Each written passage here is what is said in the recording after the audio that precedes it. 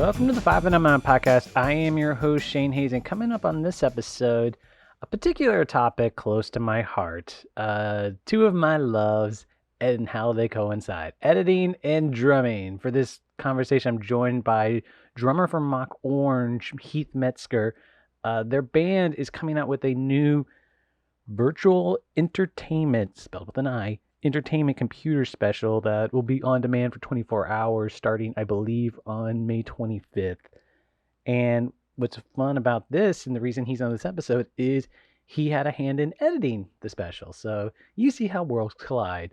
Also on this episode is my old friend and co-worker, Christopher Roldan. He's a great editor who has worked on films for Richard Linklater and Terrence Malick. Also one of the funniest people you could ever work with. But lately, I was heartened to find out that he's gotten back into drumming because he had an older career where he was both a promoter, manager, and a drummer. So another area where worlds collide. But first, what I watched this week. I two notable titles I want to bring up. One, do you guys have movies that you had a period in your life you overwatched, and then you go a long period that you love, and then you go a long period without seeing them, and it's a great fun of rediscovering something that you kind of watched into the ground. I rewatched American History X, which in the late 90s was a movie, probably one of the first DVDs I bought and watched over and over. I always thought the ending was so beautiful, and I was always interested in the behind the scenes post-production fight about that, but being a teenager and years away from having worked in editing, I took the auteur side. So I was on the side of Tony Kaye against Ed Norton, fighting, stealing this movie away and having his editors take it over. I recently heard Ed Norton on a podcast talk up how this happened, and he mentioned that the movie, and I didn't realize it, but it makes sense, is edited by two of the great New York editors, Jerry Greenberg and Alan Heim, who we talked about a bit on the All That Jazz episode. And you could see that the way Edward Norton described this movie was overshot and not shaped, and then the editors with Norton came in and shaped it. That narrative makes a little more sense, especially since Tony Kaye has not matched that. Whether, I don't know if you're a fan of the Marlon Brando documentary on acting or what snippets of it got out there, but not to judge his career on where a direction he clearly didn't want to go into, but also in that movie, one lovely surprise, which I always forget, is Evansville native Avery Brooks, Captain Sisko from Star Trek Deep Space Nine. I never understood why he never didn't get more roles or never got more traction. He's always a great presence, and especially for a movie where Edward Norton's trying to make a pretty sizable Oscar nominated role, Avery Brooks goes toe to toe with him. So that was a pleasant surprise. But the other interesting movie I watched this week on the Criterion Channel right now, I've been wanting to get around to this, The Hot Rock. I'd always heard it was a tonal model for the Soderbergh's Ocean's 11 series. I'd never seen it. It's Robert Redford, directed by Peter Yates. And I was getting through the credits and didn't realize it's adapted from a Donald Westlake novel, but it's written by William Goldman. And it's also William Goldman's follow-up, technically, to Butch Cassidy and the Sundance Kid. At least it's his first movie to be made after Butch Cassidy. And it's a fun movie.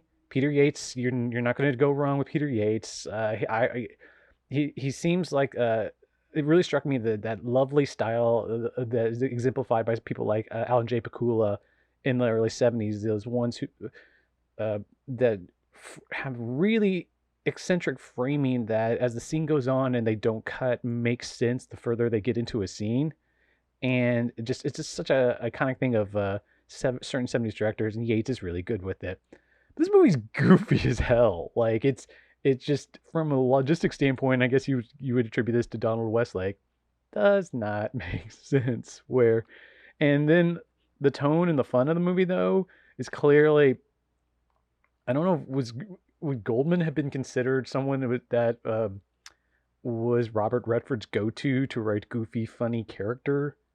And it's still a really fun movie. It's just goofier than I was really, really expecting. But anyway, on to this week's episode. I'm not sure anybody really knows this who didn't know me in high school, but I used to be playing bands around the north side of Evansville, and I was the drummer. And I was actually, for a while there, I was pretty good. The problem I always had was I couldn't play loud. My idol at the time was someone like my favorite drummers were like Jimmy Chamberlain or Smashing Pumpkins and Dave Grohl, Nirvana, especially Dave Grohl. And so I like the loud playing, and uh, I couldn't play loudly at home at one house. So by the time I bought drums, like we were playing in the garage and it'd be 100 degrees and you couldn't. I had the cops called on me multiple times. So part of the reason I'm living in Evansville and recording this podcast in my basement was I wanted to buy a basement that I could attempt to soundproof. And sitting next to me while I'm recording this is my drum set. It's still my drum set from high school, kind of beaten down, dragged in storage spaces throughout the years. It made the trip down to Austin where it was rarely if ever used, and now back to Evansville where it's kind of used again. After the episode, actually, Heath and I ended up having a conversation about soundproofing drum rooms. But drumming is something I've noticed. I mentioned this in the episode that I feel has always given me a little bit of a leg up when editing, and it's such a secret sauce of filmmaking. And like anyone who's going to extol to you why editing is the one intrinsic thing that a film can do that no other artistic medium has in this exact same way, we'll talk about rhythm and musicality. And you watch it in a movie and you can tell it when the movie doesn't have it. You know it. And this topic being so close to my heart, I wanted to have these two people on, Chris Roldan and Heath Metzger, to see if we can try to maybe get to the heart of some overlap. I hope we got it. Anyway, on with this episode.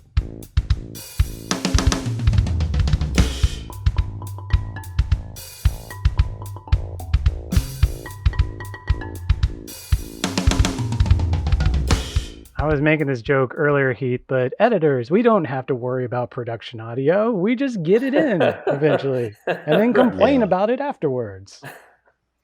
Yeah. So where are you at, Heath? Columbus, Indiana. So that's Okay. that's in between Indy and Louisville on 65. Yeah. Did you ever see that movie, Columbus? No. There's an indie movie that's pretty popular from a few years ago that was shot in Columbus. It's about an Asian son of an architect who supposedly designed parts of. I guess there's a lot of architectural, mainly one of the bridges into town. Okay. Yeah. It's a beautiful movie. It's a really interestingly shot movie. It did well at Sundance a few years ago. And it's funny because when it was popular, I was for some reason telling my dad about it, and he was trying to tell me that my grandpa was a part of some of the, not architectural stuff, but some of the engineering on one of the bridges in town. And I was wow. Yeah, that was my backhand way of being like, I guess my grandpa's got some stuff going on with film history. But that's great. You should So it's called simply Columbus. Yeah, Roldan, did you see that? Have you seen it? No, I've not seen it. Mm-mm. I think I saw it at the AFS at the Marquesa when it was still in Austin. Oh wow.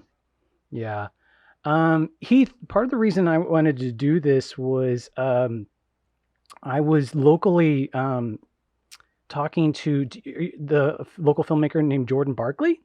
Who, yeah, he'd worked on a doc, and I was checking it out and giving him some notes. And as I was leaving, he casually mentions like, "Oh, hey, guess what? I went to Nashville and shot a few weeks back." And he showed me some of the footage of you guys', what is it called exactly? It's the virtual pandemic internet special, something like that. I don't know. It was way too many words, and it was kind of just silly. Is it? And at some point, like we're already almost post-pandemic, So we were going to change it to just live at Battle Tapes, which is the recording studio. Okay. But I don't know, for whatever reason, we got lazy. It just stuck. So Is this in lieu of, this is like playing live? You guys are going to do a de facto pandemic live, but taped show? yes, and it was supposed to happen earlier, and our booking agent may have had some hangups on her end, so it got postponed, and so here we are, almost out of this pandemic, and we're going to release a special. I don't know. Well, Jordan told me that you edited it. Well, I had a big hand in editing it, and then I took it as far as I could go and gave it and handed it off to Thomas Bernardin, Okay. who they share an office together. And Thomas has a great eye, and I just said, man, I'm very amateur. I love editing, but it's more for me. It's just it's been a kind of a hobby, and I'm just learning. So when did you start the hobby?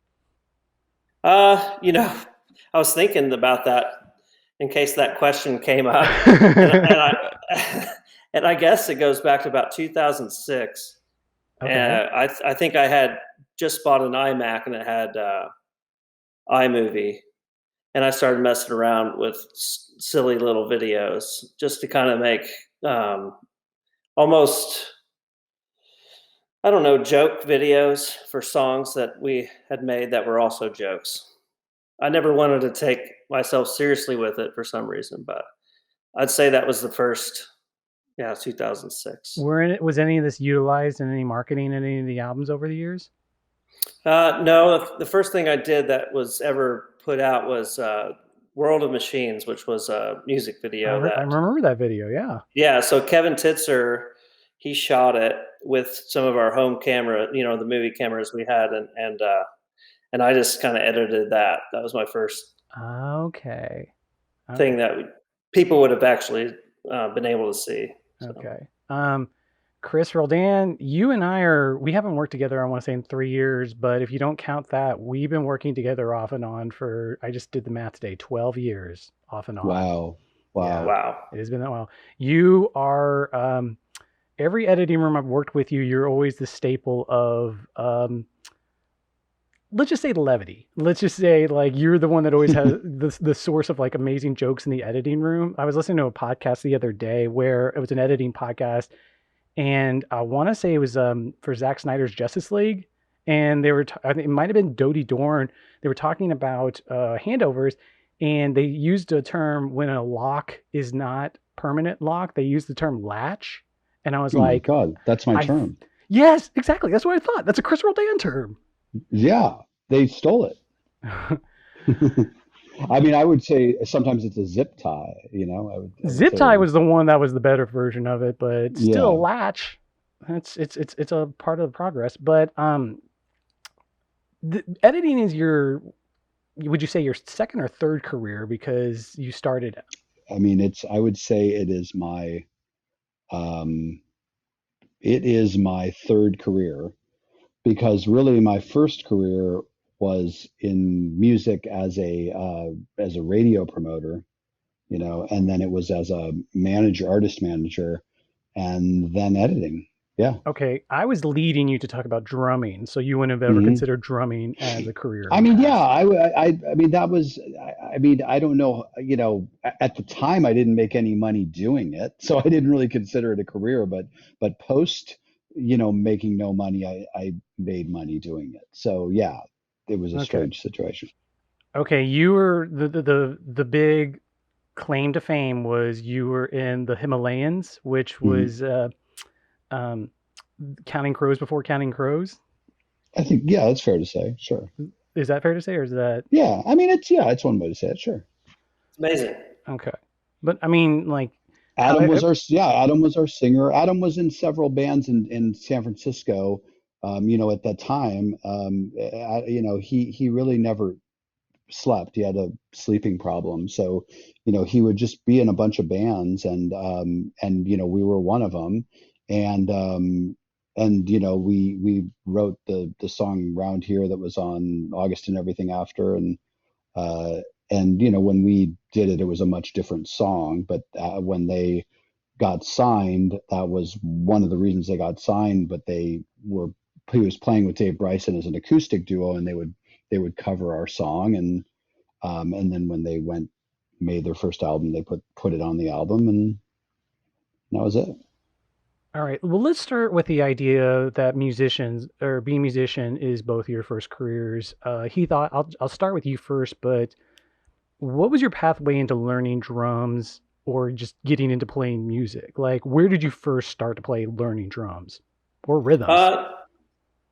I would say I first started with the piano, which obviously is a percussion kind of instrument. And Really? then yeah, well, I think I was in kindergarten when I started with piano. But when I finally got into the sixth grade, my sister had joined band a year before me, and I thought, oh, that might be kind of fun. And they said, what do you want to play? And I thought, I don't know, the drums. And that's really what got me into the drums, was just that decision to be like to take percussion lessons. And I liked hip hop. I didn't care for a lot of rock back then, so I think I did have a propensity towards beats and rhythm. Um, and I think it wasn't until my freshman year that I heard a rock album. It was the Dinosaur Jr. album that I fell in love with, and then that kind of just led me to rock drumming. My friend of mine's brother had like a punk rock band, and I just started playing, and that was it. I set sail. That was that. I fell in love. Okay, I mean, I followed you guys in high school and I was late to the game, but I mean, you guys had a reputation that was way beyond local as just virtuosic. Like, did you notice a point where you're just like, I'm suddenly getting really good at this, and you notice it? Kind of, and I may have carried a little bit of sort of this arrogance around into my mid-20s until I realized there's just so much amazing music out there. But yeah, I always felt like what we were doing, we didn't try to conform into what everyone else, or into. I guess our motives were kind of pure. We just enjoyed playing for playing's sake, and we didn't really have any other agenda, which ultimately bit us in the ass because we never made any money at all with the music. But we had a good time, and I guess if nothing else, we sort of stayed true to the art of it. So you and Chris end up having something in common, at least in the first version. Chris, what was you? Were you a school kid too? Like, did you learn in school? Yeah, I mean, well, I actually started at 10, and I like was kind of I was took private lessons in the Bay Area with several really great teachers. My first teacher was a guy named Dominic Godino, who and he was at a corner of this uh, music store in Corte Madera, California. And then I actually was reading an interview from a guy that ended up playing for Mars Volta. He's like, "Oh, I learned from Dominic Godino," and then it was funny. I looked up Dominic Godino. I'm like, I wonder what Dominic's doing. He's in jail for molesting kids now. So I was like, that was weird. Ooh, Ouch. Yeah. no rhythm So, there. no rhythm there, but rim shot. Yeah. He was a pretty good teacher, he didn't molest me, thank God. But really, like, I played with a few different teachers, but one of my favorite one was this guy Tom Donlinger, who was playing for Van Morrison, and he would like tour around the world with Van Morrison and Jerry Garcia. And I was not into the kind of music that my teachers were into. I was more of like I liked rock, but these guys were teaching me, they were all teaching me the same things. It was all like rudiments and stuff, and I was always like, this is terrible. I hate these things. I hate practicing. I hate learning this stuff. But now I look back on it and I go like, wow, that was really good. Like I actually dug up some books that were kind of notated and stuff, and I'm like, we were doing some kind of cool stuff, and but yeah, I mean, I'm really grateful that I had some really good teachers, but I hated playing alone, and I think the idea of playing with a band, once I was playing with bands, little punk rock bands in high school and into college and playing just so many different bands and stuff. Like that's when I think it felt good and it didn't just feel like rudiments, What kind of punk were you playing in high school? Well, so, I mean, it was like in high school, I was in a band called Spitting Children, and it was just this terrible Nice. band. And we just played like, fast, loud, it was like, Circle Jerks and Gangrene were bands that we were listening to, just, these just really like songs, bands that had, 1 minute, 30 seconds was like, a long song, I like food who so. tastes good. Yeah, that's right. Descendants, of course. Yeah.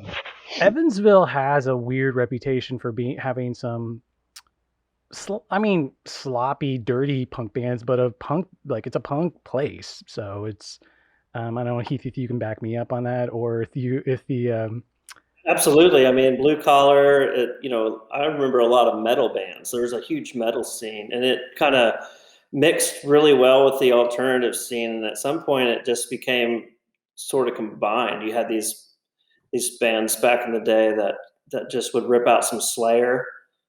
I you think that know, might have been a little, or I was at the tail end of that when I was in high school and starting to go to shows. To put reference on my era, Sankofa was my first club. Okay. See, we were back at the Stevenson Station Shelter House place, I and saw one or two shows there, but it wasn't the main venue. yeah, a lot of touring bands came to that weird place in the middle of a cornfield, and it was just my first experience playing was at that place in front of about 300 people, and I thought this is what I want to do forever. Of course, that was the exception and not the rule. It turns out it's harder to make it in music than just your first show. But Also, the sliding scale of it got harder very quickly.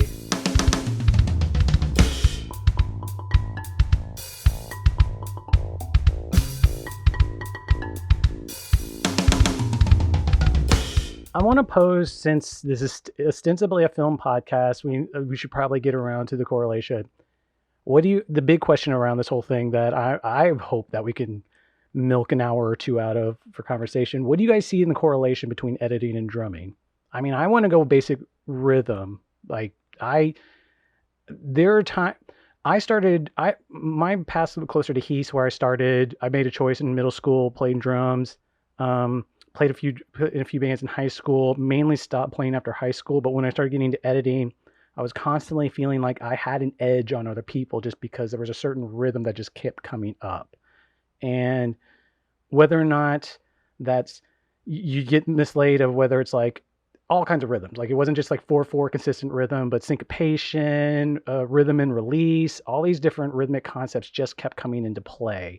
And when you'd see someone's editing that wasn't rhythmic or didn't have a sense of timing or rhythm to it, it was one of those like weird musical things you would want to point out, but you didn't know if you could share the same language with them. I mean, obviously rhythm is a big one. I mean, their pacing is such a huge thing. And one of the things that I get one of the things that I get a lot of compliments on from people that I work with is they say, "Oh, you've got this paced really well." So it's like, yeah, rhythm pacing is one thing. Just kind of knowing when to lay back and knowing when to be more aggressive with your pacing. But I think also like structure is one thing. I've always been interested in song structure. And I've always been a person in every band who's really been about like arranging things and trying different things with the structure. And so, I think, it's like a scene has a beginning, middle, and end structure to it, and then the movie does. And I think it's the same thing with a song, and with a set, so you kind of, I think there's a skill when you're playing live of like making a set list. And I think, you kind of have to feel that out, or is this the right place to start out slow, or do we want to just, go out there and just really go in there and just jam. So I think, pacing is one thing that but working with music is something that I'm really good at. And in a lot of the stuff that I work on lately, music is really important. And I think as a musician, I think it's easy for me to identify the parts of songs and where the parts will connect together to make it, if I need to make it shorter or if I need to make it longer. Um, so that's kind of the initial thing that sticks out to me. I know an added wrinkle to this is we're talking musicality in visual images and the rhythm of that, and then you, as an editor, you're playing music on top of that. But Heath, with the stuff you've edited so far, do you feel your sense of rhythm coming into play, or do you feel like some drumming skills are coming out? Yeah, and so since I'm so new to it, I don't really know whether, so I second guess myself all the time. I hit on the beat with cuts, on the one, and that could be pretty boring if you did that for an hour. So on this newest, really the biggest project I've ever even thought about, chewing on, I started trying to figure out different ways to drag out the shots longer before I cut. And for me, it's absolutely 100% rhythm and image together. I can't separate them, and That makes I sense. would I would envy anyone that could have a drone and edit footage to a drone, and make cuts that worked because I just don't. My brain does not lock up that way. Chris, a few years ago, someone we used to mutually work with, Tracy Duran, I was cutting a trailer and I was cutting on a very rhythmic beat. And she was the one that pointed out to me very clearly, she's like, if you stay on that beat, everyone's going to expect when the cut comes and they're going to get bored waiting for it. They're going to know as it's coming. Definitely. I mean, that's the really interesting thing about rhythm is like it doesn't have to. It's like and I think that's where drummers have an advantage because where the one is, but you also know where the upbeats are, and so I definitely like to cut musically, but I don't necessarily have to cut on the one, and I don't need to have the cuts dictate the rhythm. Sometimes it's motion, Oh so I yeah, yeah, can motion totally. I can use motion to indicate, the rhythm also. And so I think it's kind of like um, as you start playing more in music, when I was 10, it was like the bass drum was on the one and the three, and the snare drum was on the two and the four, and that's great, and you can hold down a beat. But once you start learning about the upbeats and stuff, it gets interesting. And one of the things that happened to me recently was uh, in December, I got back into playing after taking about 20 years off. That was You a big know, reason I wanted to talk to you about this because yeah, because a few years ago I asked you if you'd ever got your kid out of the garage and you were just like no, and you seemed indifferent, and I was so excited that you got back into playing again.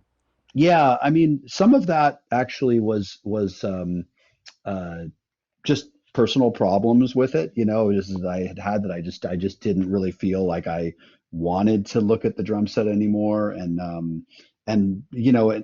this thing happened that was kind of crazy, and it was like this band Touche Amore, this hardcore band from Los Angeles, wrote a song, and they talked about Round Here in the song, and I kind of started talking to the singer through Instagram and stuff, and I kind of like after all that was over, I was like, I think I didn't want to play for not the right. I think I stopped for the wrong reasons. Oh, okay. And so I got back into it and I started from scratch.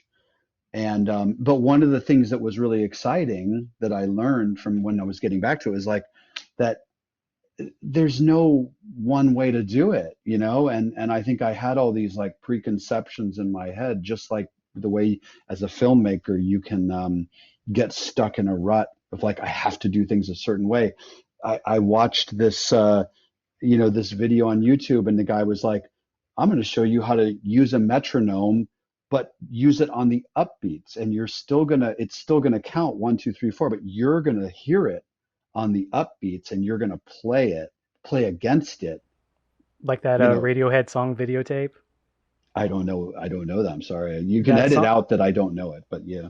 you just want to say, yeah, I know Oh that yeah, song. totally know that, Shane.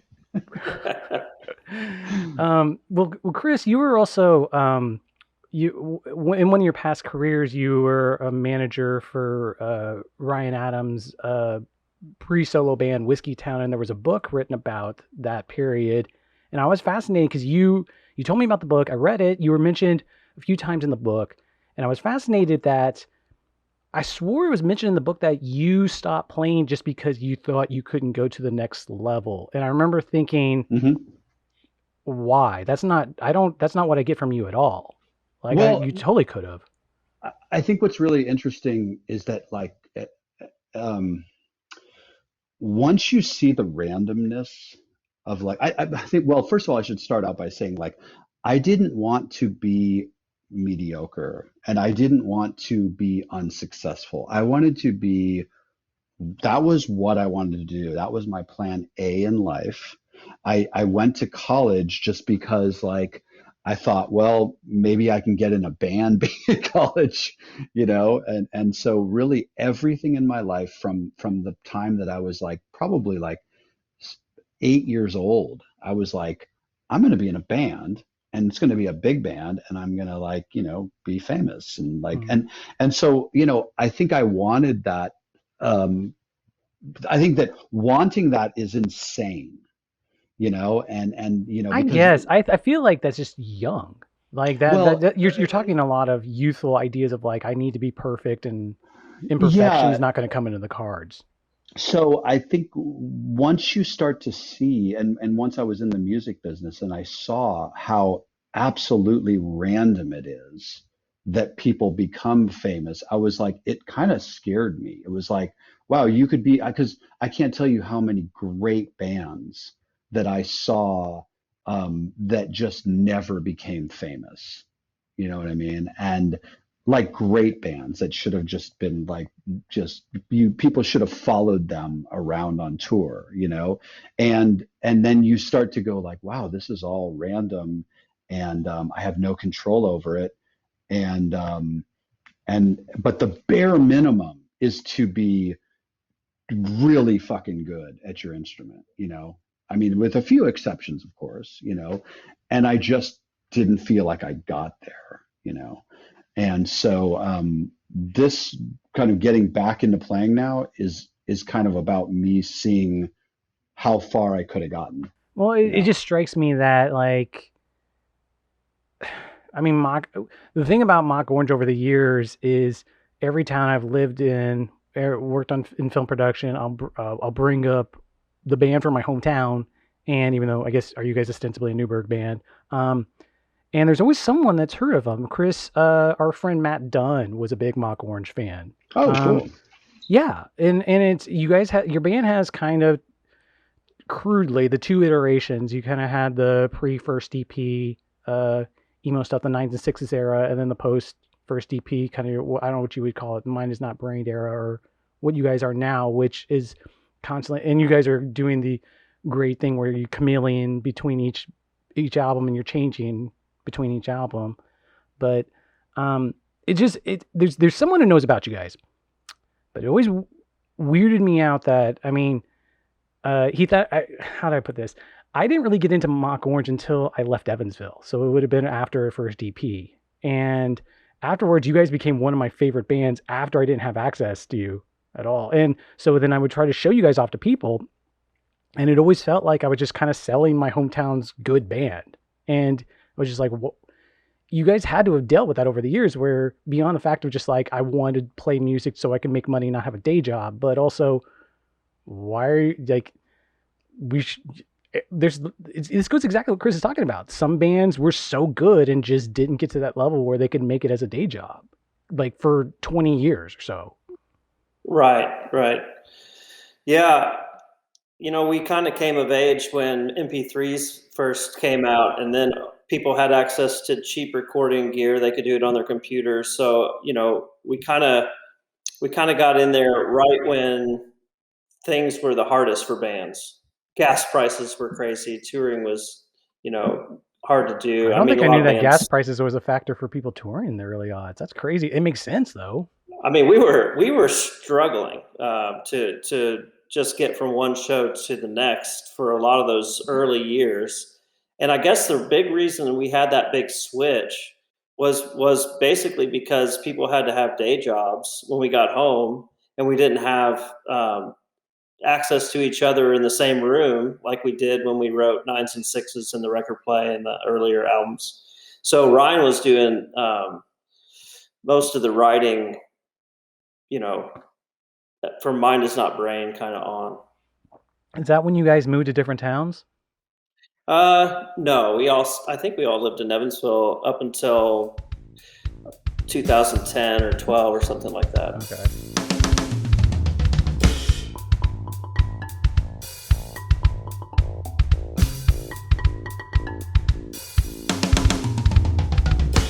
I want to switch.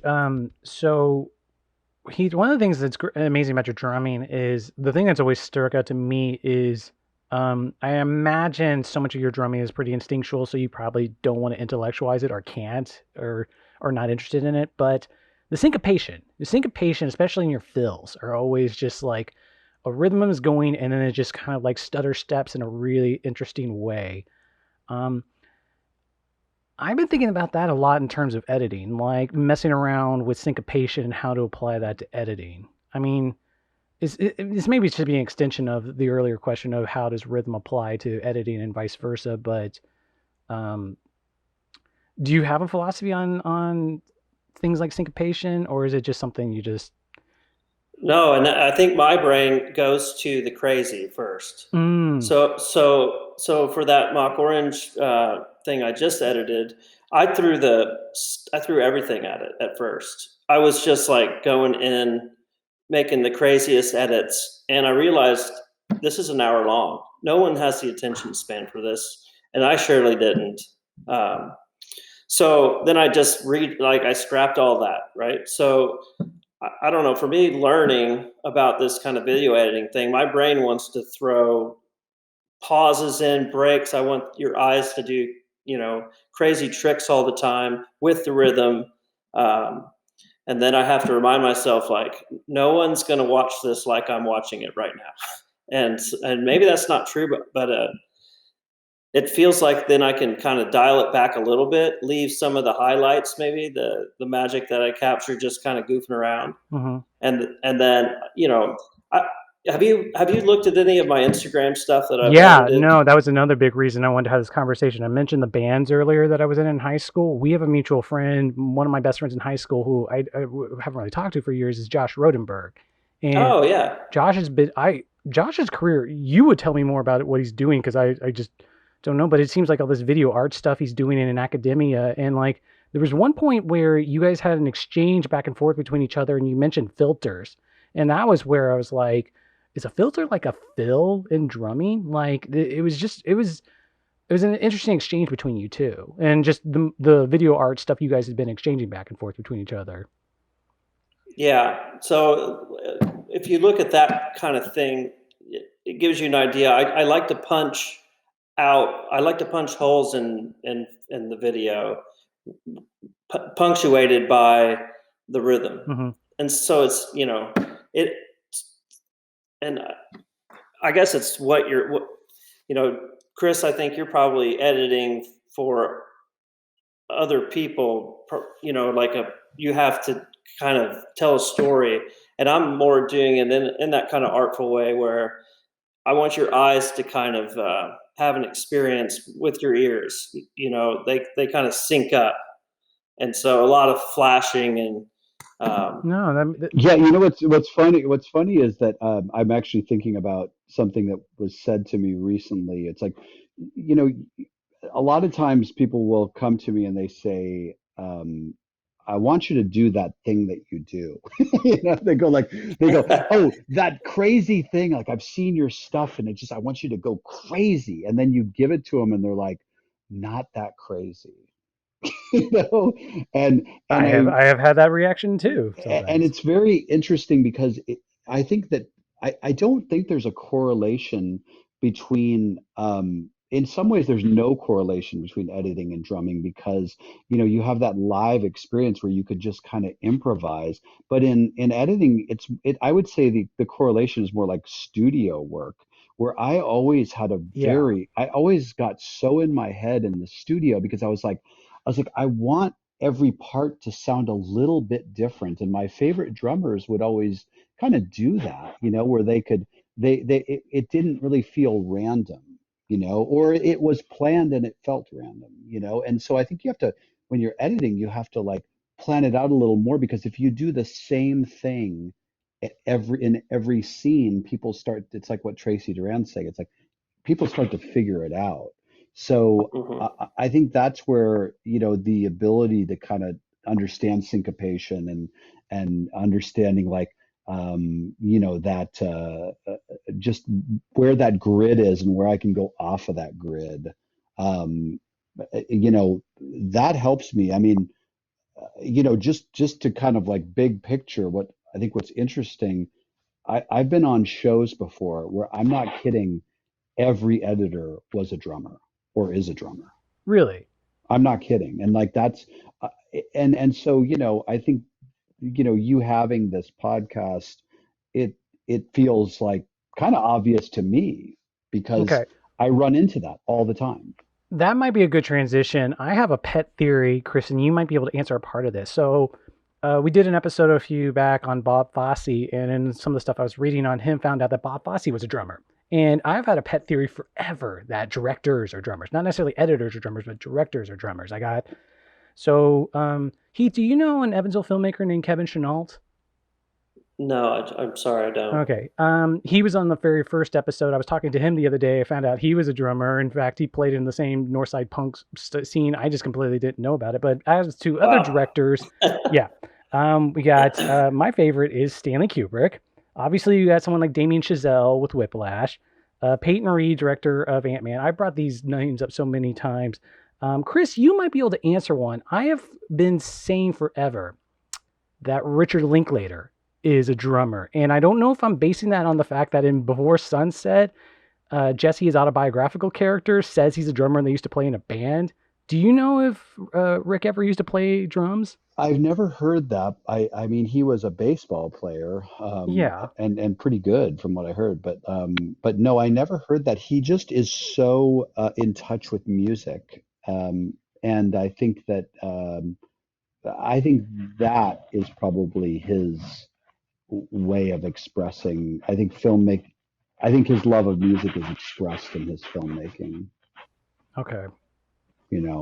I think it's interesting though that Heath, that you brought up Dinosaur Jr. because like I was always shocked.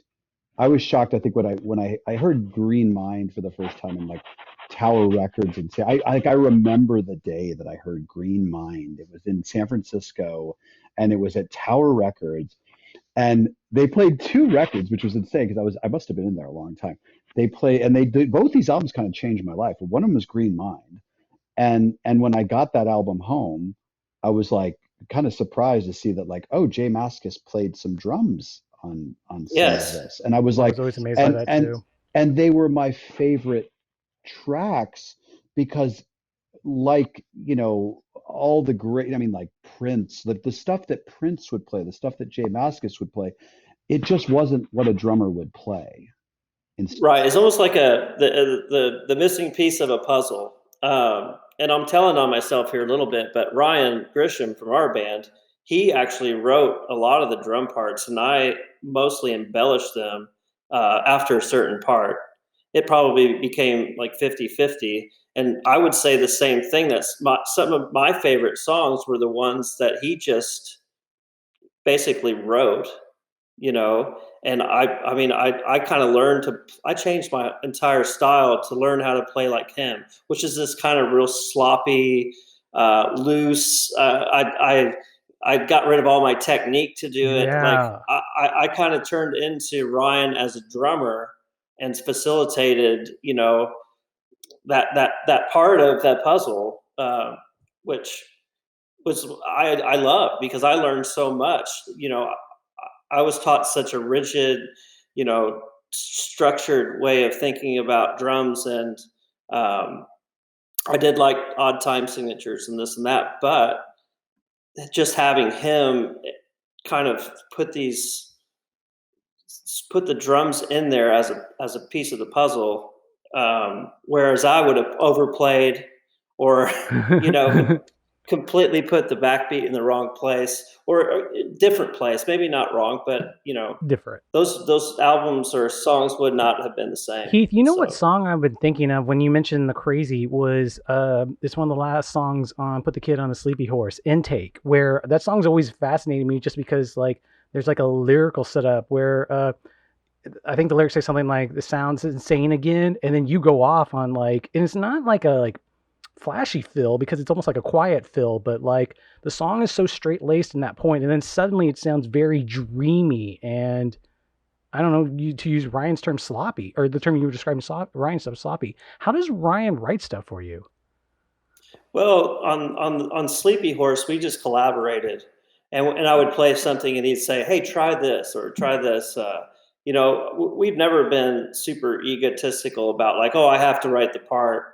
So I've always Sure. helped with guitar stuff, and then he's helped with drum stuff, and I always listen to Ryan because it's like he just knows where he wants that groove and how he wants that song to kind of feel. Okay.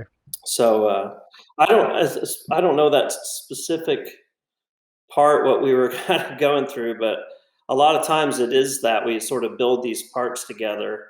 Um, and the reason I stayed in the band was because we together wrote Window Shopping, Okay. um, and he sent me a tape in the mail. I lived in Bloomington. I was going to the music school there right before we went out and recorded the record.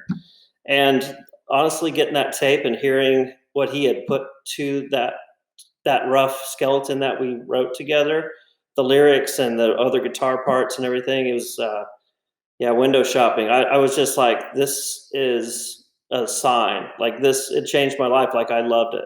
Uh, you know, I didn't know what we did, and he just took it to the next level. And I thought, yeah, I want to do this. So Well, per the Jay Mascis thing you guys were talking about, the things that are popping in my head where I mentioned Radiohead being a big thing earlier. I think of like Tom York coming up on random drum beats, like on Kid A, or the one that's coming to mind more is Paul McCartney on the White Album. Like, there's certain drum beats that only someone that's good with melody can come up with. And mm. do you, I mean, Heath, if you started on piano, melody's obviously a part to you. Chris, is melody a part to you? And do you ever think of melody whenever you're going with editing? Uh, yeah, I mean, I think melody is emotion in a way. I think I'm thinking about emotion and rhythm and how I can. Number one is always emotion for me. It's like Sure. story and emotion, and then how can the rhythm reinforce that?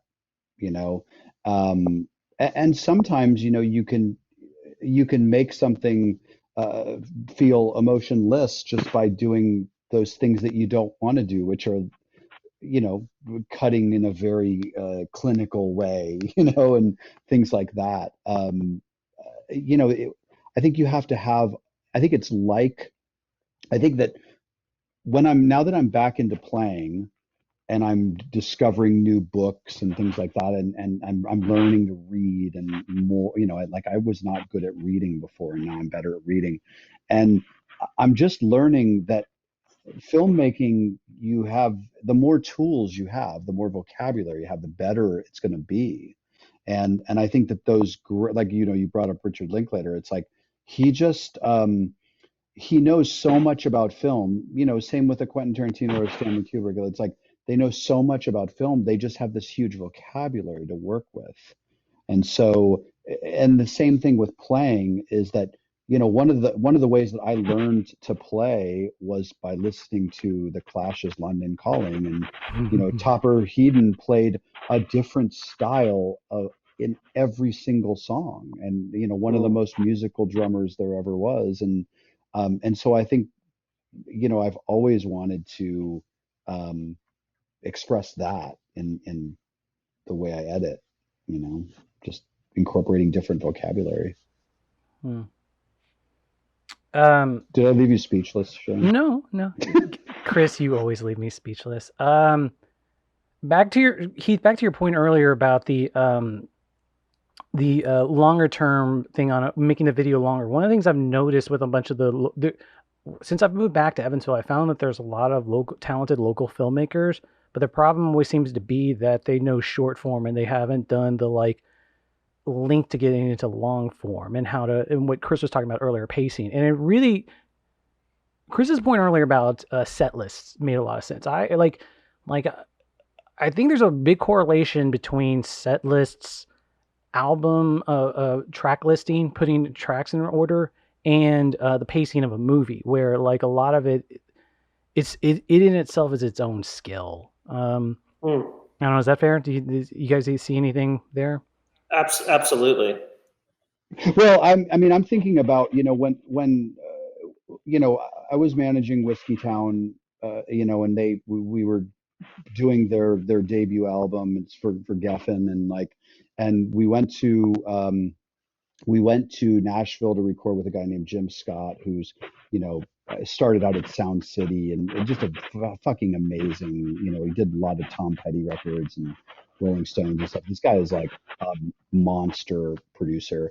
And I just learned so much from just watching him work. But one of the things that I felt like I was able to bring to the table as the manager was like, hey, I have good input on the way the track, the way the order of these songs on the album, and we can really create. And I'm really proud of the way that Stranger's Almanac is sequenced. It's a great sequence, and it starts with we have talked about Stranger's Almanac many times, and the sequencing is something. Yeah, it starts with, my idea was to start with in town, and it's which is it's very counterintuitive. It's a very slow song, but to me it felt thematically and emotionally like it would like the album could just build, and I think it does. So that, that's similar to, because it goes into one of my favorite Whiskey Town songs, Excuse Me While I Break My Own Heart. I remember around the time we first started working together, Chris, I made my thing was to access this for set listing forever was I used to make monthly mix CDs, and I had a Ryan Adams song at the beginning of one of them, but it was called Starlight Diner, and it's a very quiet song. And I remember giving it to a friend, and the friend was just like, oh, it's like there's a prologue before the rest of this mix CD. And it was funny just because it struck me that he was using a storytelling term, which obviously an album is a story told. That makes sense, but it just threw me off. Yeah, and I think that's the way it is with, sometimes, the track listing or the set list, the sequencing or the set list or the order of scenes, there's a lot in common there, and you can move scenes, you can move shots, you can move dialogue and stuff to make it better, more emotional, make it flow better, have better pacing. And so I think that's stuff that's in my vocabulary from music. So do you guys know Kendrick Lamar's stuff? A little, not that much. Chris will know it better than me. I think on his new record, Damn, he actually put out the first track listing, which was most of the kind of loaded up front songs. And it gave it this sort of like, oh, here's the hits vibe, right? And then at some point he released another version where he started from the back of the album. And it's a completely different experience, just like you're saying. And I think just because we're all storytellers in our own heads when we listen to music, right?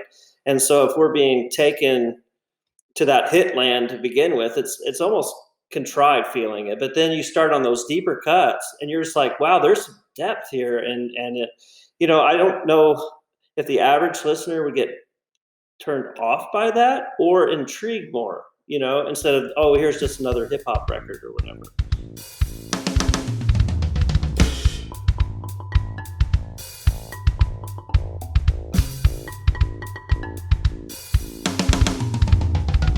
Well, Heath, what's funny is around the time Chris and I first started working together, anyone who had to take a ride with me would have heard.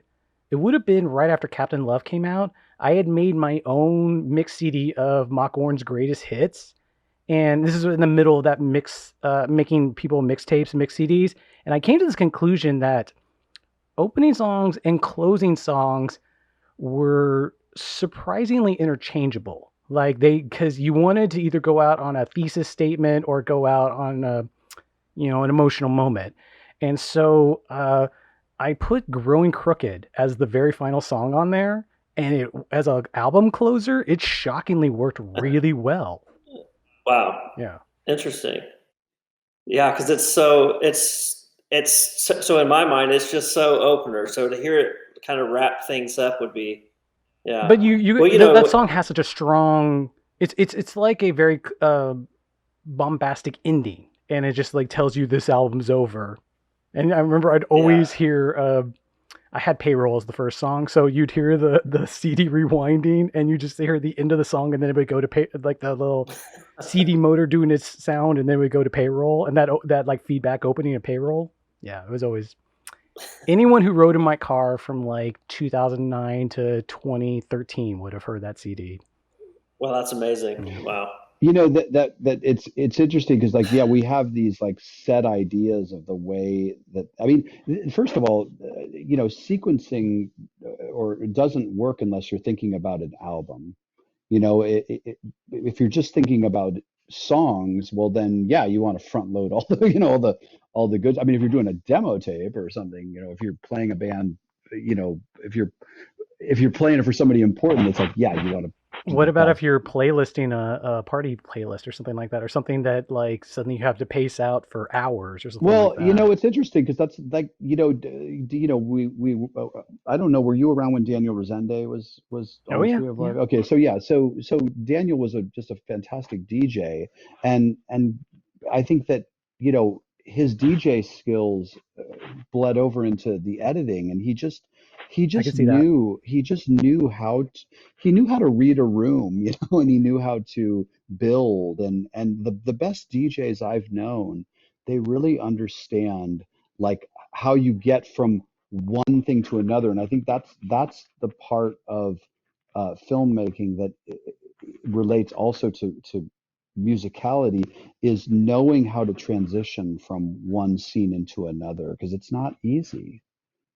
So, Chris, can I ask you a question? Because you have a lot more experience, and this is kind of like an opportunity for me to ask this. But if you're given something to edit and it doesn't, and they're like, we want it to kind of go, here's the storyline, are they kind of dictating that to you? And if so, does it ever not work for you? And you get to say, hey, this might flow a lot better like this, or do you usually get like a free reign over kind of how are you punching it together? So that's a great question, because like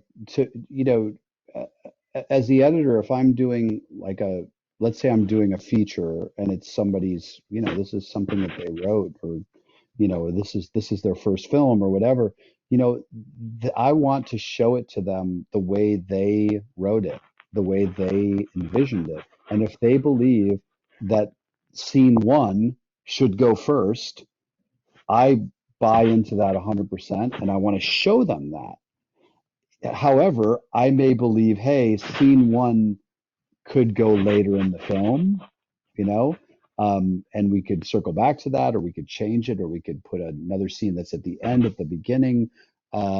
Those are things I wouldn't do until they had seen it the way they imagined it. Interesting. So, with the analogy of the track listing for an album, you would give it to them in the order maybe that they thought they wanted to hear. But then, because we had a producer do this once where he said, I have the order of this down. I think it was for Captain Love or something, but he called us and just said, I listened to all these songs and here's the order it needs to go. And we put it in that order and we listened to it and we said, no, his mind is not brain. And we said, yep, that's perfect. Really? Yeah, I think it was Mark Chevalier, if you remember that name from way back in the day. So, I mean, but the thing is like, you have to establish trust with somebody, and I'm sure that like if you didn't like this producer, you wouldn't have listen to what they said, and I think that once somebody respects you creatively, then you're more open to their ideas. Mm. So I've noticed you did some music videos for, is it Whitney? Yeah. So when you get that, is that all set up too, to where they're like, we want it to kind of flow this So way, that's a really or that's a really interesting okay, so that's a really interesting example. So yes, Peter Simonite, who's a fantastic DP, and he shot the sunflower shot that's at the end of Tree. Is it still at the end, Shane? I always forget what's at the Yeah, he also end. shoot a bunch of explosion in the skies videos that are Yeah, amazing looking. he's really great. He's So good. he shot this video, and he's like, the way this is how I see it. I see it as, these people, they're this couple's in a bar, and this other guy's looking at them, and he's remembering when they had an affair, and when he had an affair with this girl, and and he's really bummed about it, and then they hook up at the end. So I was like, okay, I'm gonna do that. Okay, and I did it. And then I was like, but I have another idea. And that is that, what if we as the audience don't know whether he actually did have a relationship with this girl? And what if I can create a feel where we're not quite sure? And the people that I've showed that video to, half of them say like, oh yeah, he knows this girl and he had an affair with her. And then the other half are like, oh, I think he's just kind of imagining what it would be like to be with this girl, you know? interesting, And so interesting. that's what I wanted, because I thought that would be more interesting. And so I said to Peter, I'm kind of thinking about this. What do you think? And he's like, I love that. I trust you. And it was only Hmm. through me working it the way he wanted it that he was able to trust me and to take that other step. Well, it's interesting you bring up trust, just because like it always seems like you have to develop the trust with the filmmaker, but a lot of the ways you do that is, to your point, Heath, say someone gives you an original track listing. One of the phrases Chris and I, his old boss, used to say was that the original idea, whenever they were wanting us to do the original idea, he would always say, this needs to have its day in court. Like, you need to make the original idea work and try your hardest to make it work. Not so much this idea of like, I give up prematurely on this original idea because I'm putting all my eggs in the basket that this other idea is going to work. You have to put the effort to make the original idea work. And then as a side, usually you present, I've got this other idea. You want to see how this looks? And that's So I say you construct it, then you deconstruct it if you need to. So there's a Wilco album that I think Jim O'Rourke produced, and he talked about how it was just a regular rock album until he just started taking everything out. They're like, you're taking out the main guitar part. He's like, yeah, yeah, Mhm. is this Yankee Hotel Foxtrot? yeah, Yankee Hotel Foxtrot, yeah. Yeah, well, wow. I mean, there's such a great movie on the making of that, but also like, but they don't think of the nuts and bolts on like what he took out, and that totally makes sense. Well, I'm thinking about something that I heard recently, and it was this German drummer. His name is Benny Greb. I don't know. He's like kind of an Instagram famous drummer, but he's fucking He's amazing. fantastic. He's fucking Yeah. amazing. But one of the things he said that I now kind of like brought into the filmmaking is, he said, when I ask people to play a fill, I say, I have to do these camps or these lessons or whatever. He says, I say, play some time and play a fill. And probably 9 out of 10 drummers will start on the snare drum, play 16th notes, and end up on the floor tom, or some variation of that, right? Okay, And yeah, that and totally makes and sense. which makes perfect sense, because that's what I did when I That's was, what it's an uh, instinctual thing you're told it's to an do over and over. instinctual Yeah. thing, and and he said, but what if we didn't put a period or an exclamation point at the end of the sentence, a fill is on the toms, and we said put a question mark at the end of that. Does a fill have to be on the toms? And maybe a fill is just playing time, or on the rims, or on, like, the hi-hat, or and once we get rid of that period or that exclamation point and turn it into a question mark, the options open up. And I was like so blown away by that, because I was like, that applies to any kind of art that you do, especially filmmaking. Like, the cuts have to match, or you have to start on a wide shot, or, just all these things that we're taught. They could Well, have question Yeah. marks. this also goes to like Steve Reich principles. There's things like, I mean, Chris, you and I used to do things where we'd have to randomly put shots in random places, and we'd find that your mind would make it, even when you randomly put something, your mind would a lot of times make it make sense. Like it Mhm. felt there's a certain rhythm that like you imposed on it after watching it, or you justified it. Yeah, I also, I teach editing at UT, and one of the things that I went through a lot of effort to get the footage from Mad Men, and it's because the showrunner Matthew Weiner, I guess, I don't know, he has some connection to UT. He donated the dailies for every episode of Mad Men to UT. And so, but the problem was actually getting it and getting it into the Avid and everything. But I eventually, after months and months and months, I got it. And so one of the things that's so interesting is you watch these kids cut these scenes, and it makes perfect sense. It's exactly what you should do if you're cutting in television. However, that's not the way Mad Men is cut. Yeah. And so, if you look at Mad Men, they will rarely use an establishing shot. They will cut from, you know, they will cut from wide shot to wide shot, from one scene to another. They'll do these things that you're told not to do, and they just don't care. And I think there's like this freedom in that. So is it kind of like you kind of have to know the rules before you can break them? Do you think that? Absolutely. I mean, I think it's this going back to the topic of conversation. It's like you have to know how to play 16th notes starting on the snare drum and ending on the floor tom and crashing on the one, I see what you did there. I see what you did there. you have to learn that before you decide like, oh, I might, play some triplets here, or maybe go odd time and, just do some crazy shit and, um, yeah.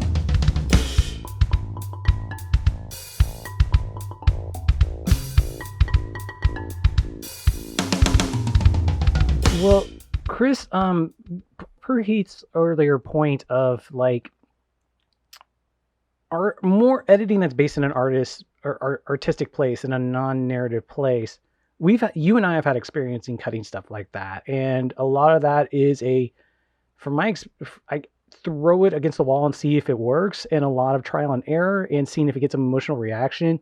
That's my take on it. Do you have any advice to Heath about like, or just do you guys have any commiseration to have about how to make something that's just editorially rhythmic for rhythmic's sake, or musical but not necessarily narrative or story told? I think it relates to the topic at hand, whereas like where like the drummer is not the lead singer, and so, the editor can't, I mean, yes, for the majority of the time that the editor is working, they're trying their best to make their work invisible. However, there are times when you give the drummer some, you give the editor some, and it's just like, so I think that it's knowing when to lay back and knowing when to go outside. I've been thinking a lot lately. I heard a quote of Milos Forman's that he said most of filmmaking is really casting and editing, and that seems like the counterbalance between like your drummer and your lead singer, like because I mean editing's the most intrinsic part of film. It's the one part I mean, that doesn't. how many great bands? I can only think of like, maybe the White Stripes when I think of like a great band with a shitty drummer. I mean, there's like, You and I but have had this even but disagreement before, but but okay. even but even there, there's something that she has that's like very interesting that comes from just not being a trained drummer, that I don't think people could repeat, Yeah, you know. we've had this conversation a few times. There's something to say about a kid playing on pans, the child energy of somebody hitting a rhythm that is more infectious than someone that's like super trained and joyless. I mean, yeah, Jay Mascis is a great example where it's like he's not perfect, but man, he plays just fascinating shit. Mm. Heath, I had one big question for you. The other big revelation of what little I've seen of the new concert piece, I guess let's call it, is your new guitar player. Mm-hmm. You guys get Okay. I didn't know if that would come up or not. I don't think it's made the papers yet or anything, but I mean, not to take away from Joe. Joe's an incredible guy, incredible player. I miss having him, on my left side. But Matt he's a drummer. that was the reason I wanted to bring it up. Matt Mcguire was a quasi legend on the North Side as I was in high school, because the story, the legendary story I always remember about him in high school was that whenever Jimmy Chamberlain first got fired from the Smashing Pumpkins, Matt was invited to the tryouts for the new Smashing Pumpkins drummer that I think eventually went to one of the Toadies drummer at the time. But I remember Matt Mcguire. Yeah, he was the guy who invited to the Smashing Pumpkins. So his rhythm's incredible, and him and we sync up really well. I'd like to say something there that's really interesting, because I think the way you kind of become a more melodic drummer is like listening to the guitarist more than the bassist. That makes sense. Yes. I think there's things that you can hear in there that, I think a lot of people just tend to lock in with the bassist, and I sometimes would, I would love to just lock in with the guitarist, just, and just really focus on what they're doing and how can I enhance that, Yeah. Heath, have you guys started writing new songs with Matt as guitar player? Well, we have practice obviously for that live session, but not really. Okay. We do have a few songs that are kind of in the works, and Ryan's mentioned, hey guys, let's try. I know we're in different cities, but I'm just going to throw ideas to people and we'll just toss them around. Why can't we do that? Even as something, just to do for fun, if it doesn't end up being something we'd like to release. So that's hopefully going to start happening as soon as Ryan gets something recorded and sent out. But yeah, the last time I actually saw Matt Mcguire play, which was the first time I'd seen him in 20 years, was when you guys played Evansville for the 9s and 6s reunion thing. Oh, okay. Yeah, that's right. Yeah. I was going to bring up, Chris, that In the Blink of the Eye, the definitive, Walter Murch's definitive book on editing is based on a John Huston observation that most edits have to happen on a blink, because a blink is your observation of a thought. And when you're watching someone and they're thinking, the minute they have another thought is when they blink. Oh, wow. Yeah. I mean, I don't know that I've ever bought that. I think that's been I think it was an observation that he had, like watching Gene Hackman. And I just think that's I don't know. It worked on the movies that he was cutting, but try to do that and see what happens. Okay. It's something after the fact, you're like, this is why it worked, but it really was, that's right. Paint on the wall and the paint got in the right spot. You're absolutely right. No, I think it worked with the movies he was working on, but I don't know that it would work all the time. But I think I think what that does is it takes the power away from the editor, because I think you are the one who needs to dictate the pace as the editor, and not so much the actors. But I think you let the performance be the guide, but ultimately, that's your job, is to pace the movie. That's just my opinion. Fair enough. To the rise of the director-editor. Chris Roldan, Heath Metzger, thank you guys for being on the podcast. Thank you, Shane. Thanks, Chris. Thank you, Shane. Thank you, Heath.